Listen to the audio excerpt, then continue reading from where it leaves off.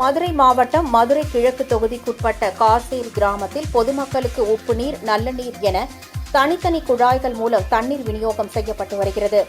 இந்நிலையில் சில இடங்களில் தண்ணீர் சரிவர விநியோகம் செய்யப்படாததை கண்டித்தும், சில தெருக்களில் குடிநீர் குழாய்கள் சாக்கடைக்கு அருகே பதிக்கப்பட்டுள்ளதை கண்டித்தும், சேதமடைந்த நிலையில் உள்ள குடிநீர் குழாய்களை சீரமைத்து தரக்கோரியும் கிராம மக்கள் காலி குடங்களுடன் போக்குவரத்துக்கு பாதிப்பு இன்றி சாலை மறியல் போராட்டத்தில் ஈடுபட்டனர்.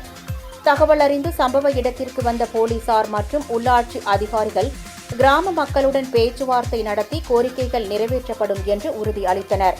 இதை ஏற்று அனைவரும் கலைந்து சென்றனர்.